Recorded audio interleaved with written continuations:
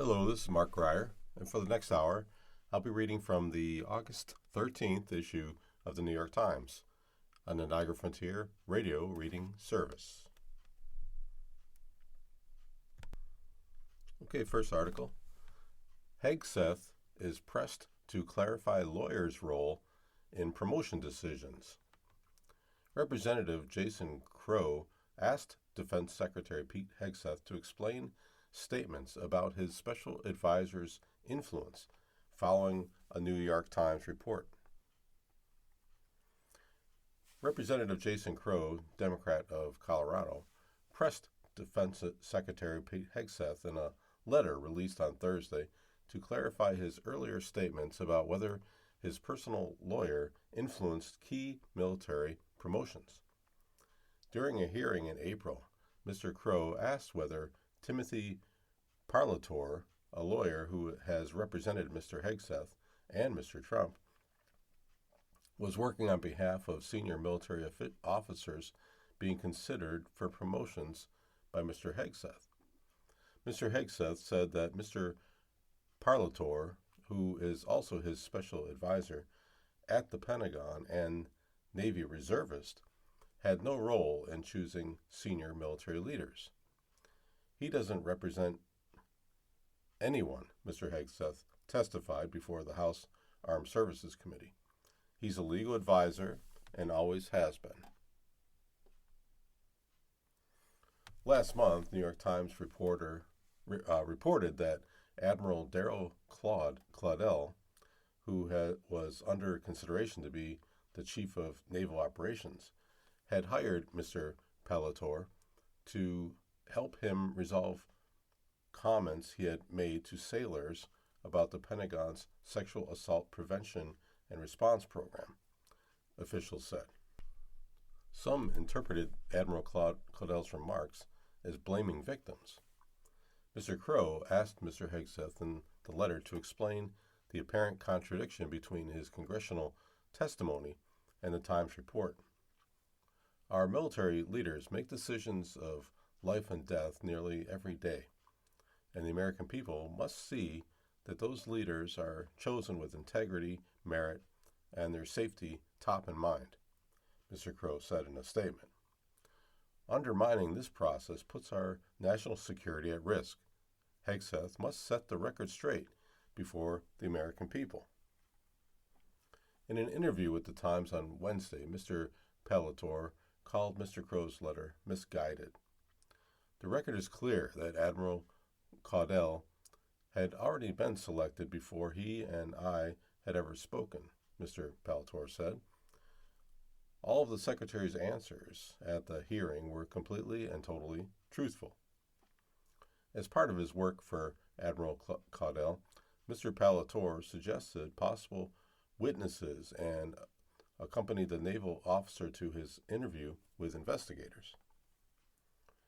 After the Inspector General found the allegations of wrongdoing by Admiral Claudel to be unsubstantiated, his nomination was sent to Mr. Trump for approval. The Pentagon declined to comment on Mr. Crow's letter. In an earlier statement, Sean Parnell, the chief Pentagon spokesman, said that all promotion decisions in the Pentagon were based strictly on merit, and added that Mr. Parlator was in full compliance with all ethics, laws, and regulations. Mr. Hegseth selected Admiral Claudel for the job, leading the Navy even though he was not on a list of candidates recommended by senior Navy officials for the position. He took over as the 34th Chief of Navy Operations last summer. It appears that Mr. Parlator's involvement extended well beyond that of a special advisor and into matters traditionally reserved for department leadership and established military personnel processes, Mr. Crow wrote in the letter to Hegseth. Mr. Parlator's involvement in promotion decisions raises significant questions about potential conflicts of interest, adherence to federal ethics standards, and the integrity and impartiality of the military's promotion system, Mr. Crow continued. He asked Mr. Hegseth to provide a written response clarifying his testimony by September 10th. Okay, next article. Trump administration lets key gun law lapse following court ruling.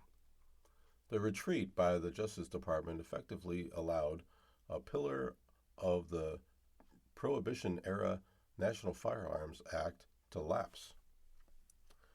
The Justice Department declined to appeal a court ruling that effectively dismantled long-standing restrictions on owning short-barreled guns and suppressors, bowing to the pressure from Republicans and gun advocates. Judge James Wesley Hendricks of the Northern District of Texas had said that his order striking down the mandated permitting process under the Federal Firearms Act as unconstitutional would go into effect Thursday unless the Justice Department appealed it. Trump administration officials didn't file an appeal to the court before 12:01 a.m. Thursday, according to publicly available court records. In effect, the Trump administration stepped aside for now and allowed the Prohibition-era gun control measure to lapse under judicial scrutiny after President Trump signed a law last year that weakened the restrictions by removing a $200 tax for the permit. The administration has another 52 days to file an appeal in the case. Gun rights groups and gun businesses, many of which had filed supported the lawsuit, celebrated the overturning of the law. Groups supporting gun restrictions criticized the government's inaction, arguing that the ruling had deregulated dangerous, easily concealable firearms and accessories that had been restricted since 1934. The Justice Department did not explain why it did not immediately appeal the ruling. In an unsigned statement to the New York Times hours before the midnight deadline, the Justice Department said that it respects Americans' Second Amendment rights and is currently assessing the impact of the court's ruling. It was a retreat by the Trump administration, which had argued after Mr. Trump's law was passed last year that Congress still had the authority to restrict particularly dangerous and easily concealable weapons. The government's move to forego a stay of the ruling or issue any public statement on the issue came after gun rights groups and dozens of Republican lawmakers publicly pressured Todd Blanche, the Attorney General, to allow the ruling to stand. The Department of Justice had the opportunity to act to protect our safety, but it failed to do so, Chris Brown, the president of the Brady Campaign to Prevent Gun Violence, said in a statement, noting the campaign from Republican lawmakers. Our elected officials are supposed to serve the American people, not the gun industry's bottom line. Today, the gun industry and silencer dealers are celebrating, while Americans are left less safe. Seeking clarification from the government on where it stood on the ruling, the lobbying group Gun Owners of America issued a public letter Wednesday to Trump administration officials. It said that gun stores plan to start selling suppressors, which are devices fitted onto the barrel of a gun to reduce the deafening sound of gunfire, without following the permitting process after midnight on Thursday. Gun buyers will still need to complete a standard background check to purchase the weapons, and restrictions under state laws will still apply. California, New York, and Washington, D.C., for example, have banned the sale and ownership of short-barreled rifles and suppressors. National Firearms Act was the primary law that regulated and restricted the sale and possession of suppressors. Once a niche accessory for civilian gun owners, the popularity of suppressors had skyrocketed in recent years as more gun owners use them to prevent hearing damage and brain injuries.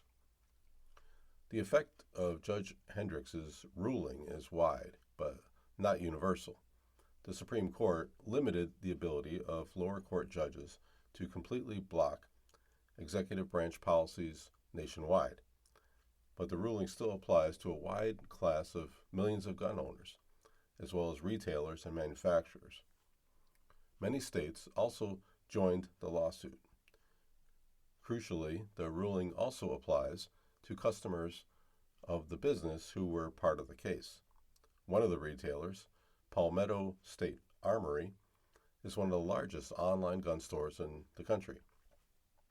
The National Firearms Act of 1934 had instituted a tax and registration requirement for rifles and shotguns with short barrels, as well as for suppressors, weapons that Congress sought to curb because they were deemed particularly suited for violent crime.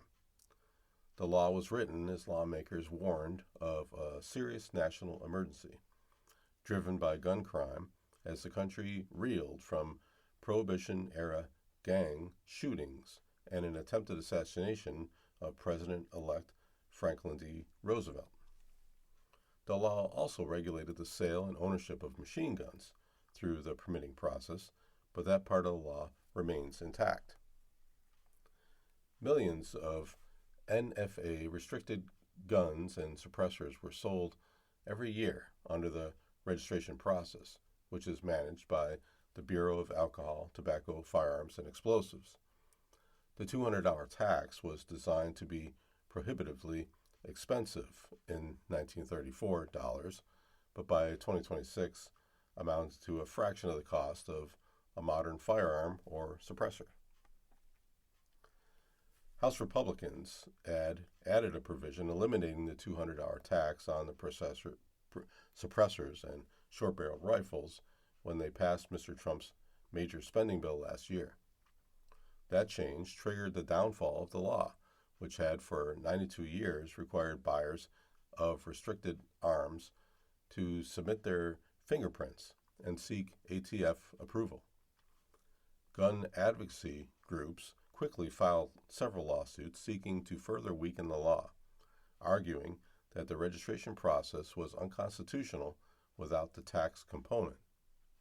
Judge Hendricks agreed with that argument, ruling in a 66-page order that because the law no longer generated revenue, its regulatory provisions cannot be upheld under the taxing power given to Congress in Article 1 of the Constitution. Okay, moving on, next article. Putin visits islands seized from Japan in World War II, angering Tokyo. The Prime Minister of Japan has been a public critic of Mr. Putin, who had denounced her country's sanctions against Russia over the Ukraine war. President Putin of Russia on Thursday visited islands seized from Japan at the end of World War II for the first time, prompting an angry rebuke from Tokyo. Mr. Putin used the visit to reassert Russia's territorial claims and to protest Japan's ongoing sanctions against Russia over the invasion of Ukraine. A day before the visit, he said that Russia's claim to the island was a reality that had been enshrined in international documents. "We are not threatening Japan. We have absolutely no claims against it," Mr. Putin said. "On the contrary, Japan has territorial claims against our country." The visit, which came as Russia held large-scale military exercises in the neighboring seas, was the latest flare-up in tensions between the two countries. Russia has been putting pressure on the Prime Minister, a defense hawk and critic of Moscow, who was elected last year. She has pushed forward with Japan's largest post-war defense buildup and sought closer ties with the United States. Japan's Prime Minister criticized the visit on Thursday, saying Japan had repeatedly warned Russian leaders to stay away from the islands, which are known in Russia as the Southern Kuril Islands, and in Japan as the northern territories. She described them as an inherent part of Japan's territory, both historically and under international law. She told reporters that Mr. Putin's visit hurts the feelings of the Japanese people and is absolutely unacceptable. Japan's foreign minister said on Thursday that it had summoned Russia's ambassador to protest the visit. Japan traces its claims to the 17th century, but the Russians generally date their sovereignty to the waning days of World War II, when Soviet troops occupied the islands after Japan's surrender in 1945. Japan and Russia never signed a formal peace treaty after the war. The islands stretch from the southern tip of the Kamchatka Peninsula in eastern Russia to Hokkaido in the northern part of Japan. Mr. Putin visited an island that is called Iturup in Russian and Atafofu in Japanese. He toured a fish processing complex and ate caviar. He also visited a hospital and school. The Kremlin said in a statement, releasing photos of the Russian leader's stops. The governor of that region, which includes the islands, Valery Limarenko, accompanied Mr. Putin on the visit. Under a bright sun, Mr. Putin met residents of the region and hugged two young children, in footage posted online by a state news reporter who follows the Russian leader. "Look at this great weather. It's like a resort," Mr. Putin said. One woman responded that such weather is very rare, noting that it is usually windy and foggy. "The weather is smiling on you," she said. Mr. Putin's visit is part of a broader tour across Siberia and the Far East that he has been making ahead of Russian parliamentary elections next month. On Wednesday, during a visit to Russia's Pacific Fleet, Mr. Putin boarded the Varyag guided missile cruiser. He said Japan had placed unprovoked sanctions on his country over the conflict in Ukraine and singled out Russia as an enemy threat. The trip marks Mr. Putin's first visit to the region claimed by Japan in his quarter-century rule. President Dmitry Medvedev visited one of the country's islands in 2010, becoming the first Russian and Soviet leader to do so. Japan denounced the visit and summoned the Russian ambassador to Japan in protest. Previous Japanese leaders included Prime Minister Shinzo Abe, a mentor to the current leader, made efforts to win back some of the territory. But in 2019, hopes of a deal were dashed by Mr. Putin. He said that any agreement must have support from the public, which in Russia is strongly opposed to returning any islands to Japan. Japan has made small efforts to improve relations with Russia in recent months, including sending a delegation of government officials to Moscow for trade talks and organizing cultural exchange trips, but it has maintained economic and trade sanctions against Moscow over the Ukraine war. A recent investigation by the New York Times found that Russian military intelligence has been using Japan as a hub to source components for its war efforts, exploiting weak Japanese espionage laws and high-tech industry. The Japan leader, a professor at the Keio University in Tokyo, said that Mr. Putin's visit suggested that there is no intention, particularly on the Russian side, to improve relations with Japan. Russia's narrative is that the deterioration of Japan-Russian relations is Japan's fault, he said. From Japan's perspective, of course, That is outrageous and untrue. The blame lies with Russia. It is essentially a case of he said, she said, and Japan has no choice but to stand firm. You are listening to a reading of articles and features from the New York Times on the Niagara Frontier Radio Reading Service. All right, moving on. Next article. In Wyoming, a primary fight between the right and the far right. One of the most conservative states has a legislature divided between a hard right House and a merely right Senate. Ultra-conservatives want a complete takeover in the August 18th primaries. In the shadow of Devil's Tower, the national monument immortalized by Steven Spielberg's Close Encounters of the Third Kind, an election year fight has erupted between Wyoming's right and its far right, with serious implications for the state's political future. On the far right is State Representative Chip Niemann, the House Speaker and a member of Wyoming's ultra-conservative Freedom Caucus, the country's first such caucus to control a state house chamber. On the merely right is State Senator Ogden Driskill, whose chamber has often thwarted the Freedom Caucus's agenda. In an unusual gamble, Mr. Niemann has given up his Speaker's gavel to take on Mr. Driskill, a former state Senate president, in the August 18th Republican primary. Challenging the status quo, I think it's critical, Mr. Niemann said at his cattle ranch in Hewlett, Wyoming. We need to move more conservatives to the Senate.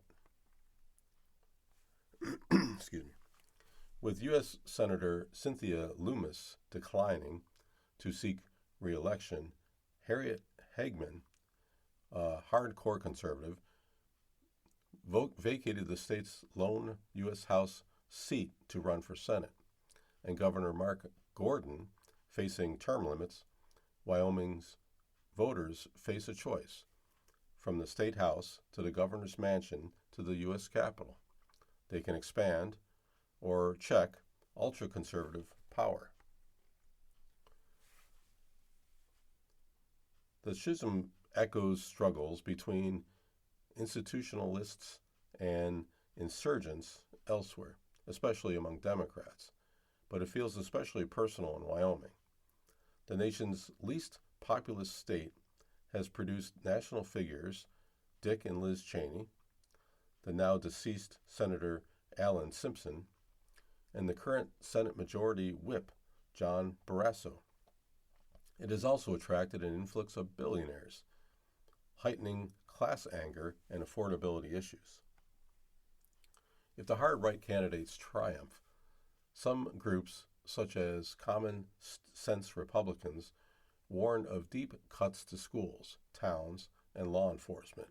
Americans for Prosperity, a veteran conservative group that targeted moderate Montana Republican legislators this year, is now championing more than a dozen of non-Freedom Caucus legislative candidates, Mr. Driskill included. Freedom Caucus legislators weren't willing to work with others to find a solution, said Tyler Lindholm, the Wyoming State Director of Americans for Prosperity and a former state representative who lost to Mr. Niemann in the 2020 primary. The first plank of the Wyoming Republican Party's 23-plank platform, trumpeted by a Freedom Caucus, declares that life begins at conception. Others highlight the role of faith and biblical principles in the nation's founding and the freedom to decline childhood vaccines. Campaign signs on ranches and roads tout platform Republican candidates, but Mr. Driskill dismissed what he called a flat platform purity test. This year, Mr. Driskill, 67, helped block attempts to slash funding to the University of Wyoming and gut the state's Economic Development Office. Elected in 2010, he planned to retire at year's end to the family's Camp Stool Ranch at the foot of Devil's Tower, where his father shook hands with Mr. Spielberg 50 years ago. But when Mr. Neiman, who lives 5 miles down the highway, sought to succeed him, Mr. Driscoll decided to fight. I hate the Freedom Caucus and how they do business, he said. Mr. Neiman, 59, said Mr. Driscoll has Freedom Caucus derangement syndrome. Elected in 2020, Mr. Neiman pushed to make Wyoming the first state to ban abortion pills, a law struck down by the state Supreme Court. He supported a program that offers $7,000 per student vouchers to pay private school tuition. He criticized the state Senate for failing to ban what he called sexually explicit books from libraries and schools. I don't know what the Lord's plan is, but I'm glad to just let him order my steps, he said, pounding in campaign signs with his son Preston on Highway 14. Future priorities included shrinking government, tightening voting rules, and curtailing activist judges, said State Representative Rachel Williams, the Freedom Caucus's chairwoman, who is running for Secretary of State. The left tends to be very loud in Wyoming, she said, and our supporters tend to be the silent majority. Early voting started on July 21st. In Sundance, Wyoming, where signs warn, "Do not Jackson Hole my Sundance," Amy Goodson, executive director of the Crook County Museum District, said Mr. Driscoll helped save a historic school by turning it into a cultural center. Every roadblock they put in front of him, he said, "That's not a no, that's a what else can you do," she said. At Wyoming's oldest general store in Allen, near the South Dakota border, Jordan Yates, a co-owner, likes that the Driscolls protected 5,000 acres surrounding Devil's Tower from future development. But Trent Tope, her fiance and co-owner, said Mr. Neiman is more approachable. He has been in the store, goes to churches, and shows up to pie socials. Even though I don't agree with everything, at least I can speak to the man and not feel like a peasant, he said. Okay, let's move on to another article. I tested a popular AI slop detector. It felt empowering.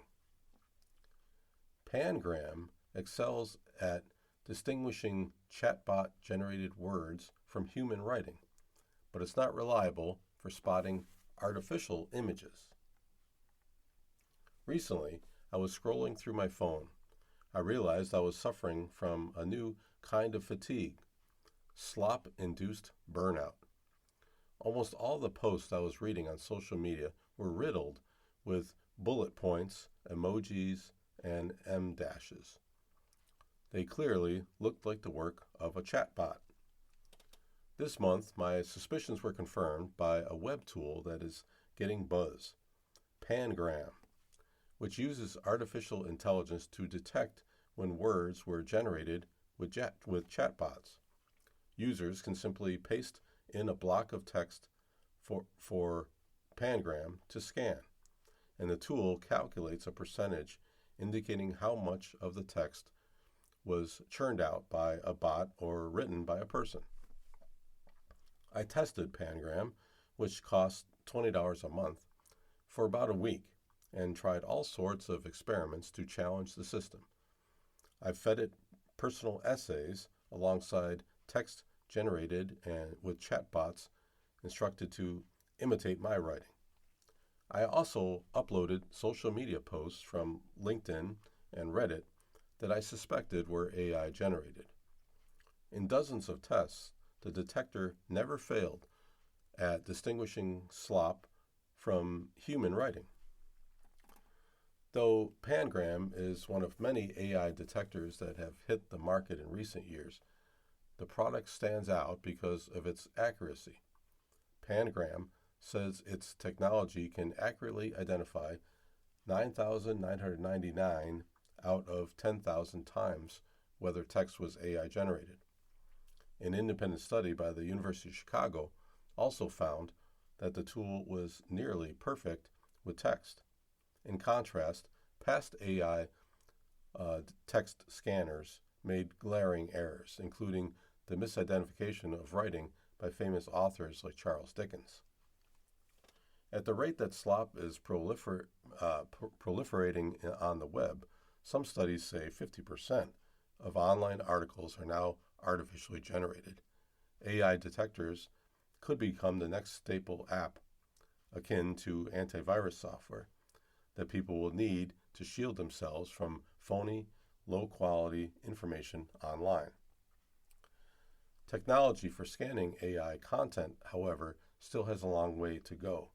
Like other AI detectors, Pangram isn't very good at its other job, identifying AI-generated images, which are a more potent medium for spreading misinformation online. Here's what you need to know. How AI detection works. In the same way that AI chatbots excel at analyzing patterns in our creations to replace writing and imagery, detectors like Pangram analyze data collected from AI models to decipher the characteristics of AI-generated writing and pictures. For detecting AI writing, the methodology is not as simple as looking for M-dashes and bullet points. Every AI chatbot, such as Claude, ChatGPT, or Gemini, follows a decision tree, where each word chosen is a decision that leads to another, said Max Spiro, a founder of Pangram. Accurate detection of AI writing is rooted in understanding how each AI model's decision tree works, which involves gathering an enormous amount of data on each model, he added. We're reverse engineering their stylistic fingerprint, Mr. Spiro said. With AI-generated images, there are telltale signs, like textures inside pixels that look rough when they should be smooth, oversaturated colors, or inconsistencies in lighting. Some companies behind AI picture generators, including OpenAI, Anthropic, and Google, also embedded invisible fingerprints, known as watermarks, in an image's metadata to reveal the detectors that something is generated with AI. Watermarks are also coming soon to AI-produced writing. Anthropic announced this week that it planned to embed an invisible watermark in writing produced by its Claude chatbot to help people detect its AI-generated text. The move was a response to European Union regulators requiring transparency of AI content. Other AI companies are expected to follow suit. I ran about 50 tests on Pangram's word detector. I tried pasting passages of my personal writing with some AI-generated sentences sandwiched in between. Pangram correctly detected that the prose was mostly human-generated and highlighted the few sentences that a chatbot had produced. I also tried the opposite, sprinkling some of my writing within within paragraphs of AI slop. Again, Pangram correctly called out my writing as human and said the rest of it was AI.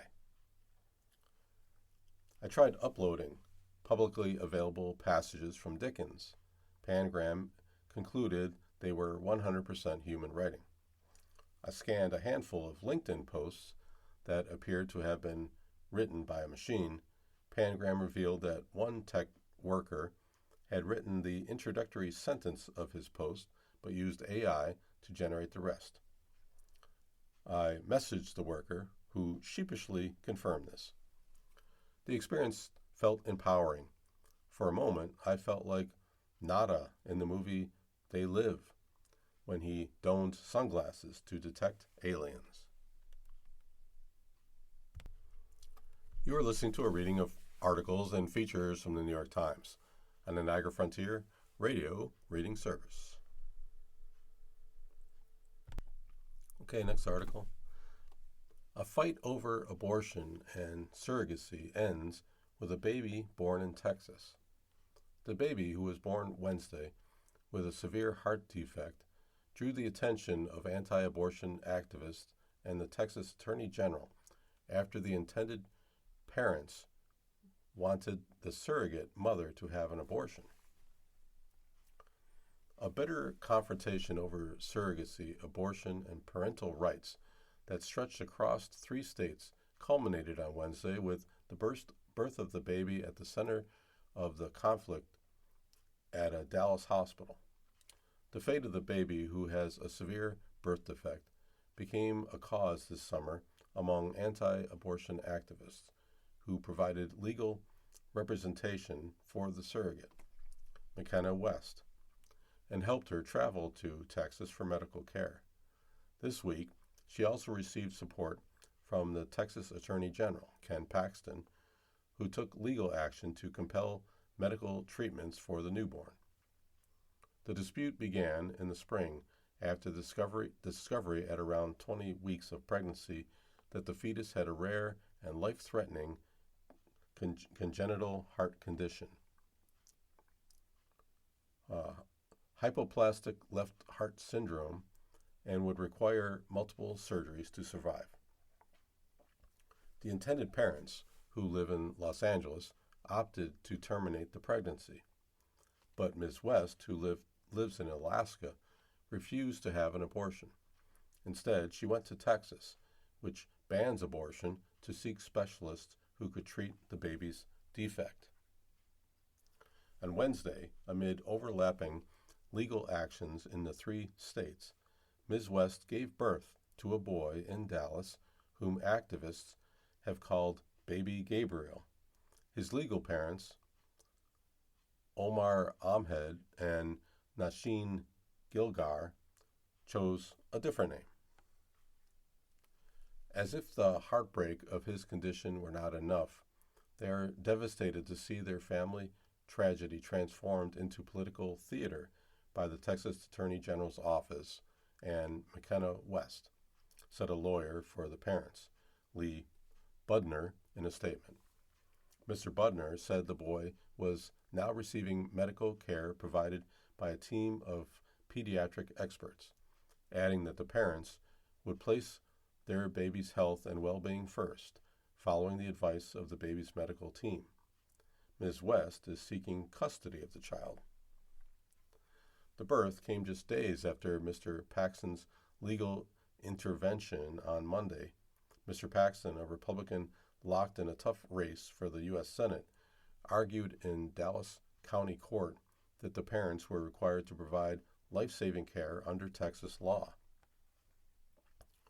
My office will use every tool available to protect innocent lives, Mr. Paxton said in a statement.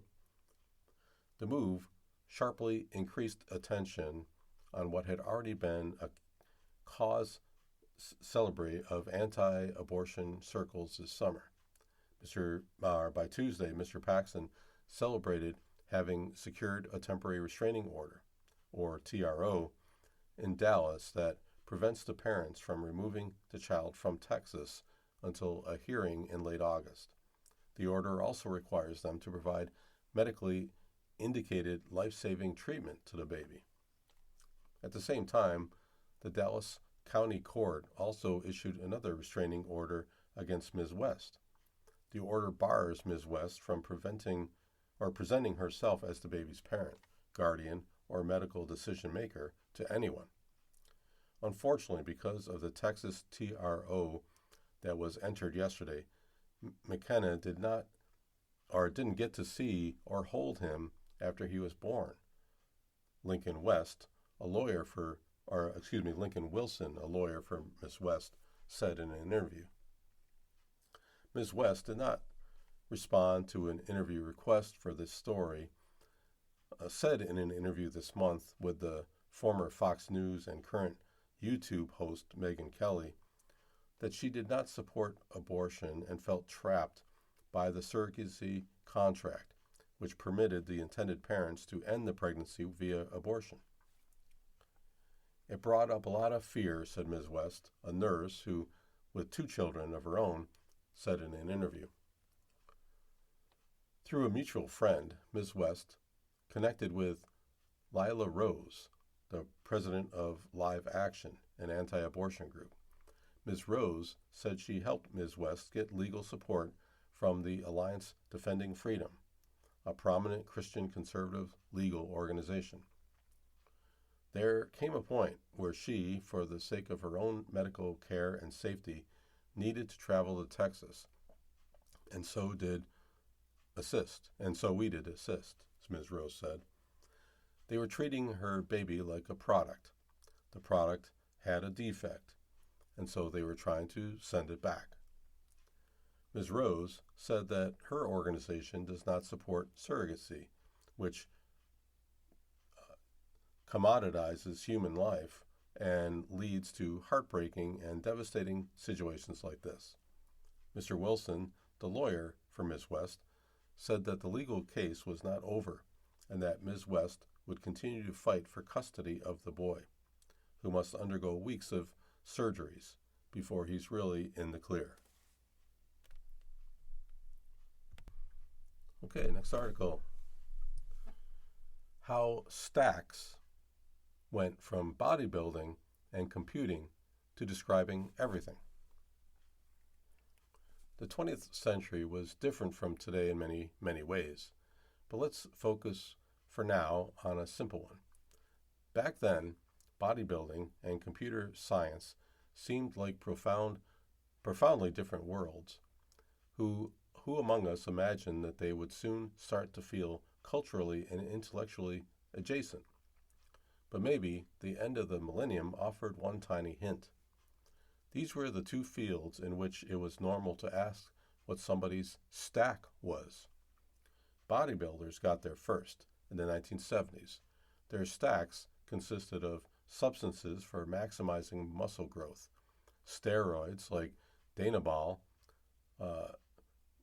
liver pills, large quantities of brewer's yeast. Elements were selected and combined with sometimes scientific rigor, their effects compounding to mold 1970s humans into 1980s action figures. People still fixate on what Arnold Schwarzenegger used in those days. One website's investigation cites 2 men who trained in his circles and had personal insight into what golden era stacks consisted of.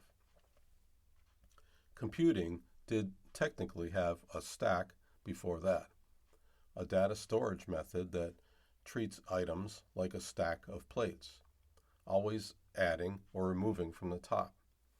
But the current use tends to be the term tech stack or solution stack. That's the combination of systems used to build a product like, say, a web app. There's the web framework, the back-end database format, the programming language, and so on. A couple of decades ago, when programmers were pitching their full stack capacity to work across levels, it became a sort of a half joke that they would also, when placed together in social situations, treat "what's your stack" as a small talk staple on the level of weather and local sports franchises. Oh, you work at Spitzer? What stack are they running? But a lot of people talk about stacks now. It's a jargon of choice whenever someone is selecting and combining things, strategizing about how each choice can amplify the others. Some uses stay close to the roots. The tech stack nudged its way into other departments. Now, human resources has its own stack of payroll software and benefits portals, and the bodybuilding usage flowed directly into modern wellness, which is all sorts of non ripped people obsessed over supplement stacks. Schwarzenegger's role is now filled by the podcaster and neuroscientist Andrew Huberman. Google has named and has Google his name and Stack, and you will be surrounded by sites claiming to reveal his preferred cocktail, complete with affiliate links to ordering it yourself. But all sorts of things on Stack. On TikTok, one user reveals in her night stack the succession of skincare products she has curated for every use. People in decentralized finance talk a lot about yield stacking. People post on X about expanding the skill stacks they offer employers. Jewelry lovers make videos explaining their favorite stacks. Maybe a painstakingly selected set of bangles and bracelets, maybe an assortment of necklaces and pendants that cascade down the neck just so. Stack is an abstract conceptual word. It can denote a pile of whatever you want, but that hasn't always been the case. English has stack because a Proto-Indo-European root descended into, among other things, the Old Norse stacker, which meant specifically a haystack. Now Danish has stack, the Norwegian has stack, and both Swedish and English have stack. We talk about heaps in general and then specify what they're made of: plumbing, software, peptides, but at some point, people may have been starting with hay and analogizing from there. A stack is a thing that is piled up like hay. That kind of abstraction is so useful that it has never entirely stopped. A stack was, for a while, a specific unit of measurement: 4 cubic yards of wood or coal. In the late 1800s, it became the word for the dense arrangement of books in libraries. It has been used for chimneys and exhausts and the roof-to-basement plumbing stack of a modern house. Aviation has the stack of planes circling an airport in different altitudes. Guitarists talk about amplifier tone stacks, or Covit, the classic Marshall stack, which has one of the company's amp heads perched atop 2 of its speaker cabinets. Others use stack for a hunk of bills totaling $1,000. You might need 5 or 6 of them to buy the Marshall rig. Gaming has multiple uses. One concerns whether or not to say the double damage boost you just collected will stack with the one you already have, quadrupling your total. Another is the reason some people on the user-regulated Urban Dictionary defined a stack as precisely 64 of something. That's the maximum number of items that can pile into a single inventory slot in Minecraft. This article goes on a little bit longer, but I think we've heard enough uses of the word stack. Okay, let's move on to another article. Driver sets record for hydrogen-powered vehicle at more than 406 miles per hour. Andy Green, a 64-year-old retired Royal Air Force pilot from Britain, was already the only person to break the sound barrier on land. The ground comes at you very, very quickly, he said. The fastest driver on Earth has set another record. Andy Green, 64, the only person to break the sound barrier on land, set a record for the fastest land speed in a hydrogen-fueled internal combustion vehicle on Tuesday at 406.320 miles per hour. The record, set at the Bonneville Salt Flats in Utah, was confirmed by the Federation International de Automobile, the governing body by motorsports. "The ground comes at you very, very quickly," said Mr. Green, a former pilot for the Royal Air Force. He said in a phone interview on Wednesday, "You're driving 5 or 6 times as fast as on the interstate. Everything happens very quickly." Mr. Green was driving a JCB Hydromax, which looks more like a rocket on wheels than a car, the fastest hydrogen-powered vehicle of any kind in history, according to JCB, the British machinery company that manufactured it. Beyond setting a land speed record, the company is hoping to use hydrogen engines in products like in other products that it builds, Mr. Green said. No plumes of smoke were produced by this speed record. Hydrogen powers the vehicle, and water comes out of the exhaust. "This is as zero carbon as it gets," Mr. Green said. Mohammed bin Suleiman, the FIA president, called the record a historic milestone in a statement. The previous land speed record for hydrogen combustion vehicle was 185.5 miles per hour and was set in 2004 by the BMW H2R vehicle, according to FIA. Mr. Green set the record on a 12-mile track on the Bonneville Salt Flats, a 30,000-acre expanse of hard, white salt crust on the Great Salt Lake Basin in Utah. "You can physically see the curvature of the earth," Mr. Green said. "This smooth surface is so long." "How does it feel to be in a vehicle going 400 miles per hour? "Loud and with heavy vibrations," Mr. Green said. As he accelerated, he looked further in the distance, and the markers along the course came at him faster and faster, he said. Around him, there was nothing but white salt. The track seemed to get narrower. All of this is happening as he was sandwiched between two roaring engines in a cockpit that was built to fit his 6'3" frame.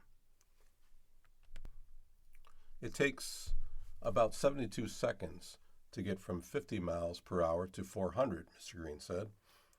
The Bonneville Salt Flats have been the site of speed races since 1912, once part of a large prehistoric lake that covered a third of the state.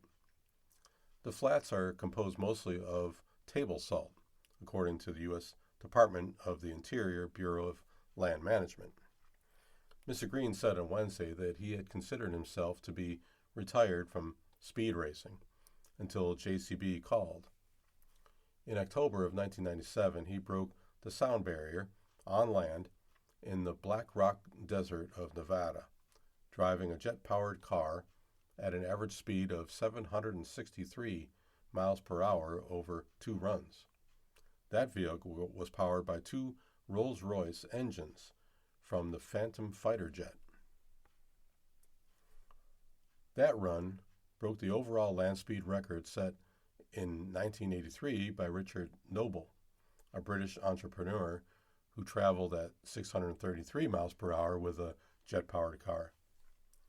The JCB Hydromax was not built to rival the 1997 record, according to FIA, but rather to set a new, fastest speed for a hydrogen vehicle. But the organization said in a statement, it has laid down an important marker in the world of motorsport and beyond. Okay, I can fit one more article in for today. Federal hate crime charge filed in stabbing of Muslim man in Utah. The attack left the victim with at least a dozen wounds as several bystanders rushed to intervene. A man in Utah was indicted on a federal hate crime charge after he rode a scooter to a mall, bought a knife, and repeatedly stabbed a Muslim man selling wares at a kiosk, the authorities said on Wednesday. Federal prosecutors in Salt Lake City said Peter Larson, 48, was indicted in connection with a stabbing on July 13th at the mall in West Valley City. The victim was stabbed about a dozen times on his head, chest, and arms, causing internal bleeding, the authorities said, and a man who tried to intervene was also stabbed.